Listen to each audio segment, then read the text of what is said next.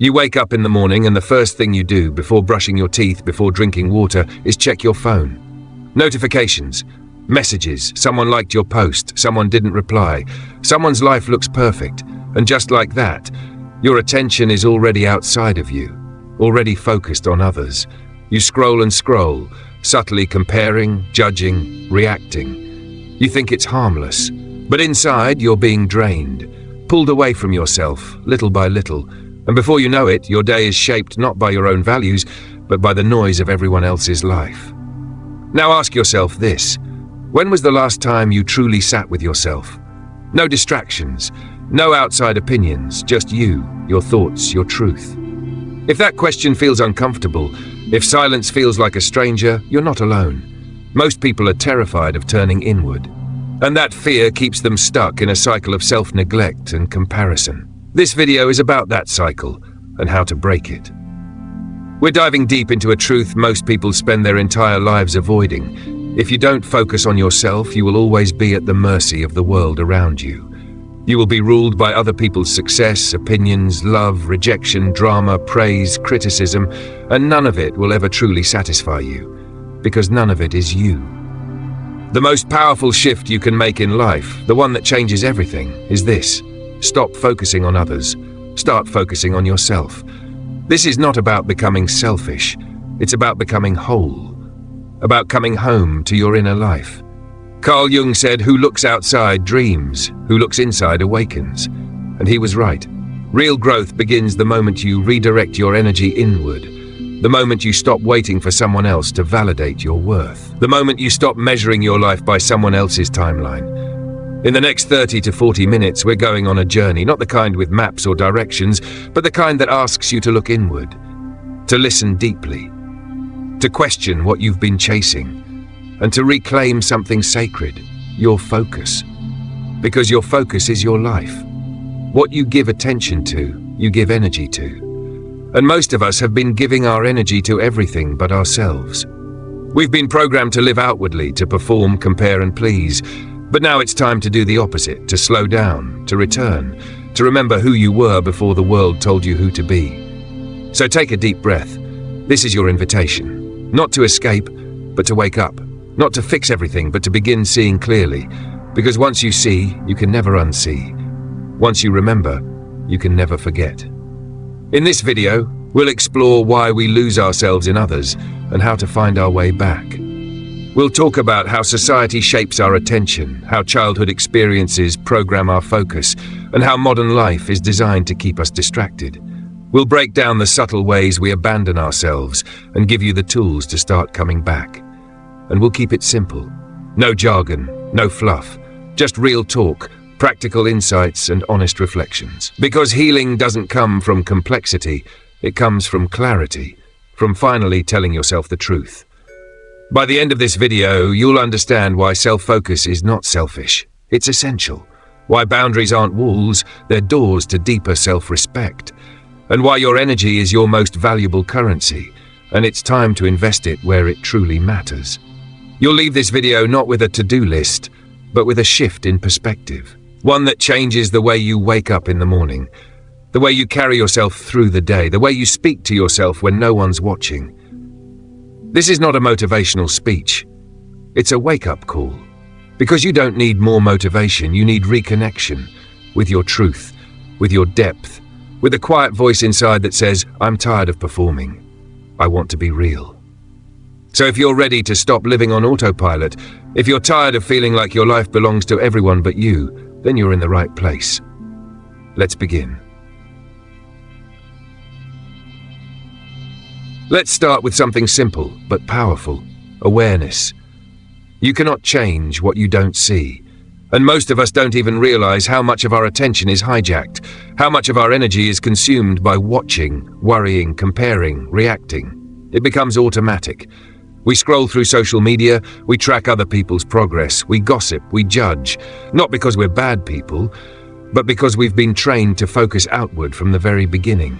As children, we learned that attention equals safety, that if we focused on what others expected of us, we would be loved. If we behaved the right way, we'd get approval. So, we adapted. We became observers of others and forgot how to observe ourselves.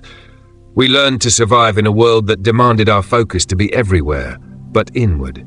And as we grow, this habit becomes a lifestyle. We measure our success by someone else's standards. We shape our identity based on who others want us to be. We numb our inner voice just to keep up with the noise. But here's the hard truth. If your energy is scattered across the lives of other people, you have nothing left for your own. And that's why you feel lost. That's why you feel anxious, unfulfilled, behind. Because you're not living your life, you're living a reaction to everyone else's.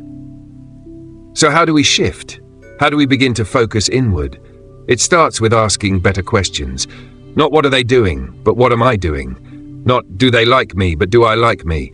Not how can I catch up, but where am I rushing to and why? These questions are uncomfortable. They challenge the ego. They break the cycle of distraction. But they are necessary. Because clarity doesn't come from more information. It comes from better reflection. Jung spoke about individuation, the process of becoming who you truly are, not who the world wants you to be. And individuation is not possible if you're constantly chasing other people's lives. It requires solitude, stillness, focus. It requires looking at yourself not as a project to fix, but as a being to understand. So take a moment, right now, pause, ask yourself, where is my focus going? What am I feeding with my attention? What patterns am I repeating, and why? These aren't questions you need to answer right away, but the more you sit with them, the more you'll begin to see. You'll notice how often you scroll to escape, how often you look outside for permission, how rarely you sit with your emotions instead of avoiding them. And that's the beginning of healing. Not fixing everything at once, but finally seeing the truth without judgment. Here's something important to remember. You are not behind. You are not late. You are simply distracted, and distraction makes you forget that your life has always been trying to speak to you through your body, your emotions, your quiet longings. But to hear that voice, you have to stop tuning into everyone else's. So let's talk about focus. Focus is not just about attention. It's about values. What you focus on is what you value, consciously or not. If you spend your energy on drama, validation, comparison, it's not because you want to. It's because you haven't redefined your values yet. You're running on old programming. And that's okay. That's how most of us start. But at some point you have to choose. You have to say, my peace matters more than their approval. My growth matters more than staying in the loop. My presence matters more than being right. That's what focusing on yourself looks like. It's not ego, it's integrity. It's saying no to what drains you, not because you're better than others, but because you're finally honoring your energy. And as you do this, something amazing happens. You begin to come alive again. You start hearing your own thoughts more clearly. You start trusting your gut. You start remembering what you loved before the world told you to be useful, productive, impressive. That's the path back to yourself. And it's not flashy. It doesn't get applause. It's quiet. It's internal. But it's real, and it lasts. Because when you stop giving your attention away to everyone else, you create space. Space to feel, space to heal, space to grow. And that space becomes your sanctuary, your inner home. So if you've been feeling empty, it's not because you lack something, it's because you've been giving too much away. You need to rebuild, not by adding more, but by returning to less. Less noise, less distraction, less performing, more listening, more stillness, more honesty. You are not a product of the world's expectations. You are a reflection of your own awareness, and that awareness is always waiting for you, patiently, silently. So start today. Start small. Turn your phone off for 10 minutes and just sit. Not to meditate, not to do anything, just to be. Notice what comes up. Notice what you want to escape. And instead of escaping, stay. Breathe through it. Be with yourself. That's how trust is rebuilt. Not in grand gestures, but in consistent presence. You with you. Nothing to fix, nothing to perform, just presence. And remember, focusing on yourself is not a destination. It's a daily practice, a returning, over and over again. Not because you're broken, but because you're worth coming home to. When you begin to consistently focus on yourself, the world starts to feel different. Not because the world changed, but because you did. And this shift is subtle at first. You might notice that some things no longer pull your attention. Drama feels heavier. Gossip feels meaningless. Even certain people in your life begin to feel like echoes of your old self, not companions for your growth. This can be painful, but it's also powerful. Because when you commit to focusing on yourself, some relationships will naturally fade. And that's okay. Not everyone is meant to go with you. Some people were only aligned with the version of you that stayed distracted. When you start choosing clarity, calm, and conscious growth, those who thrive on chaos may not understand. That's not rejection, that's redirection. You don't need everyone to understand your path. You just need the courage to walk it. Let's talk about one of the biggest challenges on this path: comparison. We are constantly being told what success looks like, what beauty looks like, what happiness should be. And without realizing it, we start measuring ourselves against other people's timelines, lifestyles, and values. But comparison is a thief, not just of joy, but of direction. It pulls you away from your unique path and convinces you that your journey is invalid if it doesn't look like someone else's. But here's the truth: there is no one path, no universal timeline, no single definition of success or meaning. You are not behind, you are simply on your own journey. And the moment you reclaim that truth, you begin to experience real freedom. So instead of comparing, start observing with curiosity, not judgment. Notice what makes you feel alive. Notice what drains you. Notice what you do because you love it versus what you do because you think you should. This self-honesty is where growth begins. And when you're honest with yourself, even the small decisions become transformational. Saying no to a plan you don't want to be part of. Saying yes to a creative idea that's been on your heart for years. Spending a quiet weekend alone, not because you're antisocial, but because your soul needs space to breathe. These are not selfish acts. They are sacred. They are signals to your nervous system that you're safe with yourself again, that you no longer need to betray your own needs just to belong. This is how you begin to rewrite your story from the inside out. Now let's talk about inner dialogue. The way you speak to yourself matters more than anything. Because even if you turn your focus inward, if your inner voice is still critical, harsh, unforgiving, then you're just replacing external judgment with internal judgment. And that doesn't lead to healing, that leads to burnout. So the next phase of focusing on yourself is learning to speak kindly, patiently, compassionately to yourself. Not perfectly, but honestly, with grace. Instead of, "I'm failing," try, "I'm learning." Instead of, "I should be further by now," try, "I'm exactly where I need to be to understand the lesson." Instead of, "Why do I keep messing up?" try, "What is this pattern trying to show me?" Language is powerful. It shapes how we see ourselves, and how we see ourselves determines how we live. So slow down. Speak to yourself like someone you love, because your inner voice is either building you or breaking you every single day.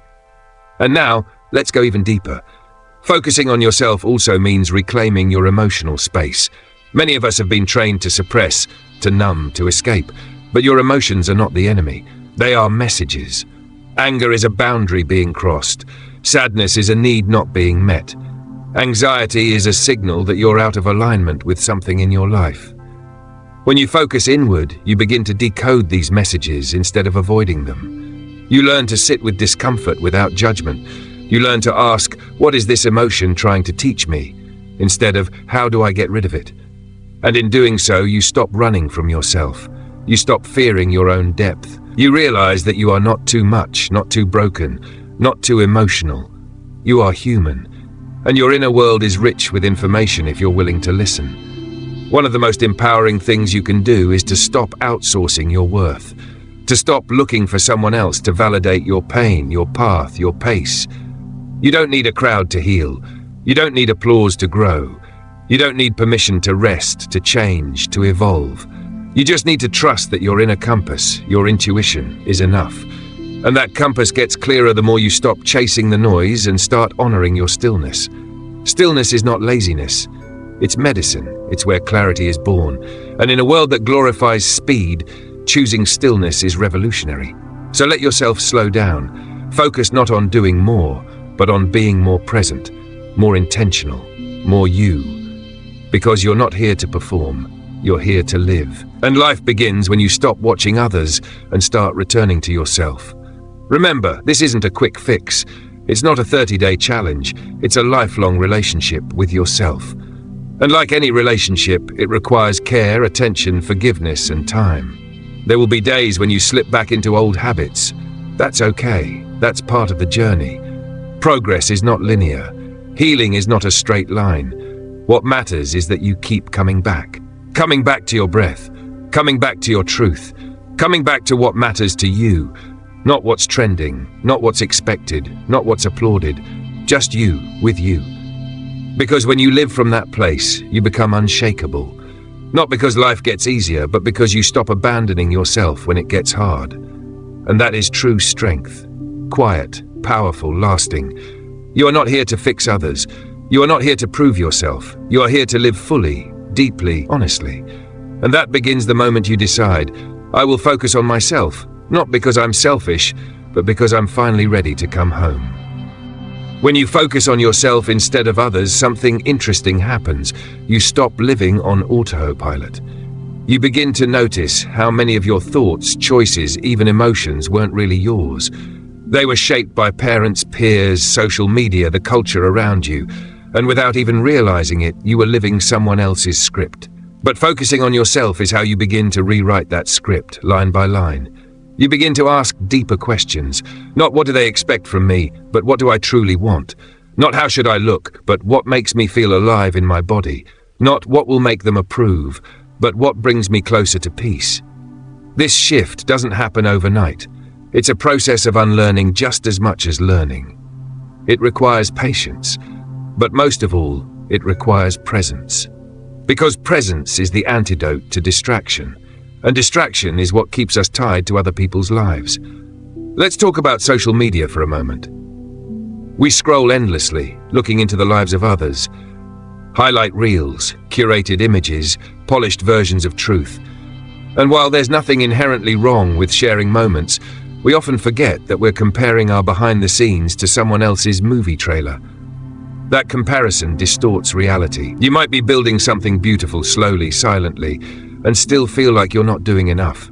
Not because you aren't, but because someone else's loudness is drowning out your stillness. This is why boundaries are so important, not just with people, but with content, with energy, with time. Set boundaries around what you consume. Ask yourself regularly, is this feeding me or draining me? Set boundaries around your time. Give your best hours to your own life, not just to watching others live theirs.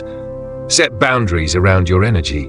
Stop pouring into every conversation, every argument, every invitation. Choose wisely. Choose you. And here's something else. Focusing on yourself doesn't mean isolating yourself.